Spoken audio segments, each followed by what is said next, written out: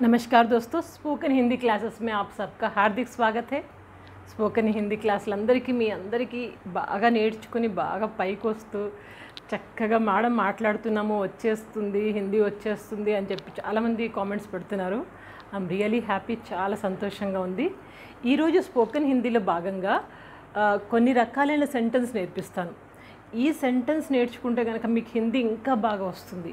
అంటే సేమ్ ప్యాటర్న్లో ఒక ప్యాటర్న్లో తీసుకుని ఆ విధంగా మీకు నేర్పిస్తాను. ఎలా వాడాలి, ఎలా మాట్లాడాలి. సరే, క్లాస్లోకి వెళ్ళిపోదామా? సరే, ఫస్ట్ చూడండి. బహుత్ దినోన్ సే అంటే చాలా కాలం నుంచి. బహుత్ దినోన్ సే చాలా కాలం నుంచి. తుమ్ దిఖాయి నహీ దే రహే హో. తుమ్ దిఖాయి నహీ దే రహే హో అంటే నువ్వు కనపడట్లేదు. బహుత్ దినోన్ సే తుమ్ దిఖాయి నహీ దే రహే హో. తుమ్ అంటే నువ్వు.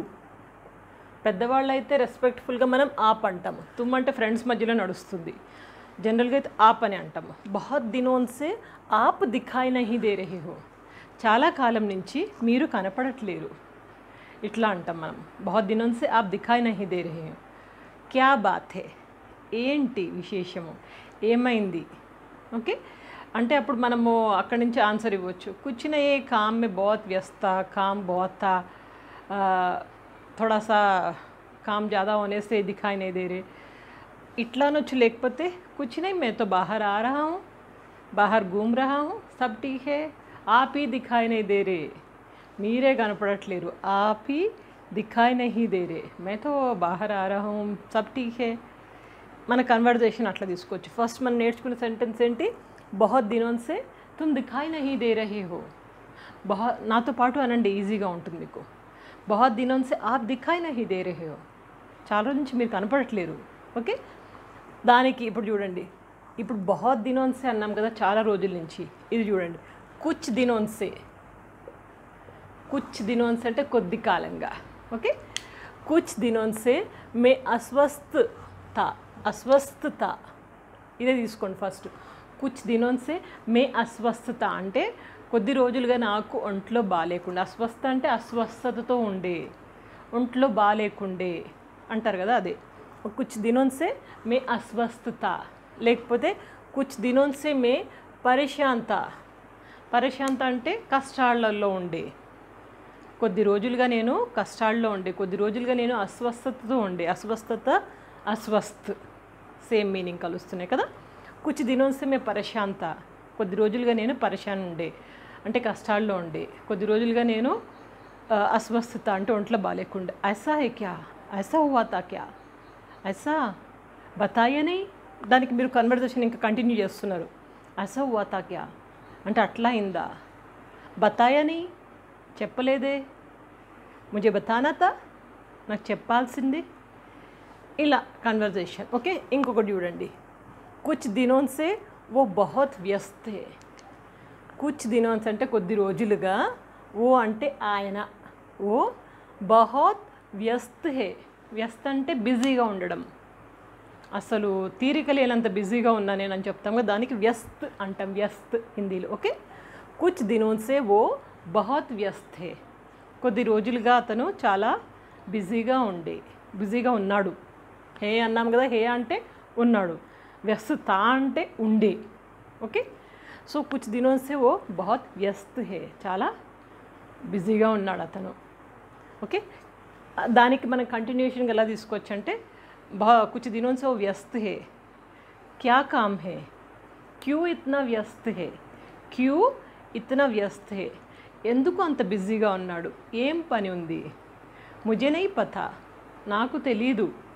ముझे नहीं पता, బస్ వ్యస్త్ హే ఓ, నాకు తెలియదు కానీ అతను బిజీగా ఉన్నాడని తెలుసు. అట్లా. ఇంకా నెక్స్ట్ చూడండి. కుచ్ దినోన్ సే ఓ శాంత్ హే.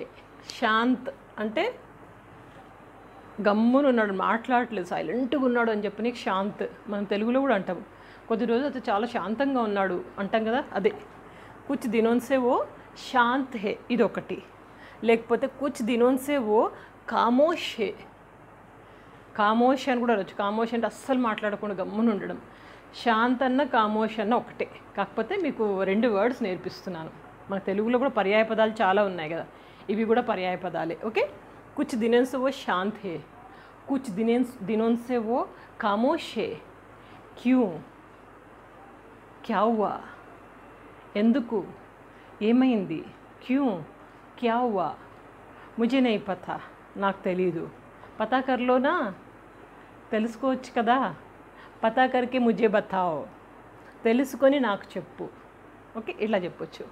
ఇంకా చూడండి, కుచ్ దినోं से శర్మా జీ కామ్ పే నహీ ఆ రహే హే.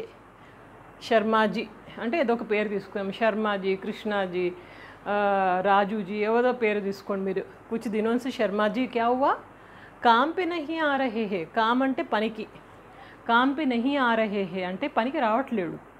కుచ్ దినోं से కొద్ది కాలంగా శర్మ గారు పనికి రావట్లేరు. దాన్నే మనము కుచ్ దినోं से శర్మాజీ కామ్ పే నహీ ఆ రహే హే.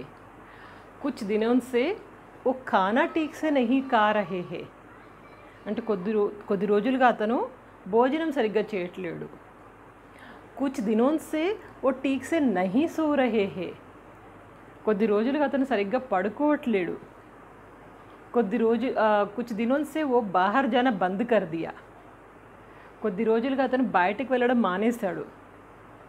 కుచ్ దినోं से वो టీవీ देखते जा रहा. కొద్ది రోజులుగా అతను టీవీ చూస్తూనే ఉన్నాడు. సో కుచ్ దినోं से కొద్ది రోజులుగా, బహుత్ దినోं से అంటే చాలా రోజులుగా, బహుత్ దినోं से आप दिखाई नहीं दे रहे हो, బహుత్ దినోं से ఏ కామ్ హో రహీ नहीं అంటే చాలా రోజులుగా ఈ పని అవ్వట్లేదు అసలు. అట్లా కుచ్ దినోं से బహుత్ దినోं से ఇన్ని సెంటెన్స్ చూడండి. తర్వాత ఇంకొకటి చూడండి, నెక్స్ట్ ప్యాటర్న్, మే చాతా హూ అంటే నేను కోరుకుంటున్నాను. మే చాతా హూ నేను కోరుకుంటున్నాను. మే చాతా హూ కి ఆప్ హమేషా ఘర్ ఆయే. మే చాతా హూ కి ఆప్ హమేషా ఘర్ ఆయే. నేనేం కోరుకుంటున్నాను, మీరు ఎప్పుడు మా ఇంటికి రావాలని. మనం తెలుగులో ట్రాన్స్లేట్ చేస్తే కనుక మీరెప్పుడు మా ఇంటికి రావాలని కోరుకుంటున్నాను అంటాము. మీరు ఎప్పుడు మా ఇంటికి రావాలని కోరుకుంటున్నాను. అదే హిందీలో మే చాతా హూ కి ఆప్ హమేషా ఘర్ ఆయే, ఆప్ హమేషా ఘర్ ఆయే, बहुत శుక్రియా, ధన్యవాద్. దానికి రెస్పాండ్ అవ్వడం అనమాట. ఎవరైతే మనతో ఇలా అంటారో అప్పుడు మనము ధన్యవాదములు, శుక్రియా, బహుత్ అచ్చి బాతే, ఇట్లా రెస్పాండ్ అవ్వండి. తర్వాత చూడండి, మే చాతా హూ కి తుమ్ పడాయి మే బహుత్ ఊపర్ आओ. మే చాతా హూ నేనేం కోరుకుంటున్నాను, తుమ్ పడాయి మే అంటే చదువులో, పడాయి మే బహుత్ ఊపర్ आओ చాలా పైకి రావాలని కోరుకుంటున్నాను. నేను ఎప్పుడు కోరుకునేది ఏంటంటే నువ్వు చదువులో బాగా పైకి రావాలని. ఇది సెంటెన్స్. నేను కోరుకునేది ఎప్పుడైనా నువ్వు చదువులో బాగా పైకి రావాలని. హిందీలో ఏమంటాము, మే చాతా హూ కి తుమ్ పడాయి మే బహుత్ ఊపర్ आओ. ఇంకా చూడండి, మే చాతా హూ కి అంటే నేను కోరుకుంటున్నాను. ఏం కోరుకుంటున్నాను, మే చాతా హూ కి ఆప్ లోగ్ హమేషా ఖుష్ రహే. మీరు ఎప్పుడైనా సంతోషంగా ఉండాలని కోరుకుంటున్నాను. మే చాతా హూ కి హమేషా ఆప్ లోగ్ ఖుష్ రహే. మీరు ఎప్పుడైనా సంతోషంగా ఉండాలని కోరుకుంటున్నాను. మే చాతా హూ కి అని అంటే నేను కోరుకుంటున్నది ఏంటంటే అని మొదలు పెట్టుకోవచ్చు. ఓకే, ఇది ఒక రకమైన సెంటెన్స్. ఇంకా నెక్స్ట్ చూడండి, మే నహీ చాతా హూ అంటే నేను కోరుకోవట్లేదు. ఇది పాజిటివ్. మే చాతా హూ నేను కోరుకోవట్లేదు అని చెప్పనీకి మే నహీ చాతా. మీరు ఇలా తయారవ్వాలని నేను ఎప్పుడు కోరుకోలేదండి, మీరు ఇట్లా తాగుడుకు అలవాటు పడతారని నేను ఎప్పుడూ అనుకోలేదు, ఎప్పుడు కోరుకోలేదు మీరు ఇలా ఉంటారని, ఇలా అవుతారని. అంటే నేను కోరుకోవట్లేదు, నేను కోరుకోవట్లేదు, అది నెగిటివ్ అనమాట. ఇప్పుడు ఇక్కడ చూడండి, మే నహీ చాతా హై కి, మే నహీ చాతా కి తుమ్ సంకట్ మే పడో. సంకట్ అంటే కష్టాలు, సంకటంలో పడడం తెలుగులో ఉంది కదా, సేమ్ అదే. ఓకే, మే నహీ చాతా కి సంకట్ మే పడో, తుమ్ సంకట్ మే పడో. తుమ్ అనొచ్చు, ఆప్ అనొచ్చు. ఓకే, మే నహీ చాతా కి తుమ్ సంకట్ మే పడో. మీరు కష్టాల్లో పడాలని నేను ఎప్పుడు కోరుకోను, మీరు సంకటంలో పడాలని నేను ఎప్పుడు కోరుకోను. అది ఇది. ఓకే, అదే టైప్లో ఇంకో సెంటెన్స్ చూడండి, మే నహీ చాతా కి తుమ్ విదేశ్ జావో. మీరు విదేశాలకు వెళ్ళాలని నేను ఎప్పుడు కోరుకోను. I never expect that you'll go to foreign. English వచ్చేసింది, సరే పోన్లేండి. ఓకే, मैं नहीं चाहता कि तुम विदेश जाओ, నువ్వు విదేశాలకు వెళ్ళాలని నేను ఎప్పుడూ కోరుకోవట్లేదు. मैं नहीं चाहता हूँ. అబ్జర్వ్ చేయండి, मैं चाहता हूँ, मैं नहीं चाहता हूँ. ఇది ఒక రకమైన సెంటెన్స్. ఇంతకుముందు ఏం నేర్చుకున్నాం, బహుత్ దినోं से, కుచ్ దినోं से. మనం ఎలా సెంటెన్స్ ఫ్రేమ్ చేసాం చూడండి. ఓకే, స్క్రీన్ షాట్ తీసుకోండి లేదా రాసుకోండి. సో ఇట్లా ఈ విధమైన సెంటెన్స్ మీరు ఎప్పుడైతే ట్రై చేస్తారో ఇది ఎక్కువ అలవాటు చేసుకోండి మాట్లాడేటప్పుడు. ఎవరితోనైనా మాట్లాడేటప్పుడు ఇది కొంచెం మెల్లమెల్లగా అలవాటు చేసుకోండి. అండ్ సినిమాలు, హిందీ సినిమాలు మీకు కొన్ని రికమెండెడ్ సినిమాలు చెప్పాను. ఆ సినిమాలు చూసినప్పుడైనా, ఏ సినిమా అయినా, నేను చెప్పిందే కాదు, ఏ హిందీ సినిమా, హిందీ సీరియల్, హిందీ పాటలు ఎక్కడైనా మీకు ఇలాంటి సెంటెన్స్ కనబడుతూ ఉంటాయి. అప్పుడు వెంటనే మీరు అచ్చా అచ్చా ఇది ఇట్లా యూస్ చేయాలన్నమాట, ఓకే అని చెప్పి వెంటనే మీరు దాన్ని రికలెక్ట్ చేసుకుని మాట్లాడడానికి ట్రై చేయండి. ఓకే, సో ఇంకేంటి, హిందీ నేర్చుకుంటున్నారు కదా బాగా. ఇంకా ఎలాంటి హిందీ క్లాసెస్ కావాలి మీకు, కొన్ని పర్టికులర్ స్పెషల్ వీడియోస్ ఏదైనా కావాలంటే కింద కామెంట్ బాక్స్లో రాయండి. ఆ వీడియోస్ నేను త్వరలోనే మీ ముందుకు తీసుకొస్తాను. హిందీ నేర్చుకుంటున్నారు కదా బాగా, ప్రాక్టీస్ కర్తే రహియే, ప్రాక్టీస్ చేస్తూ ఉండండి.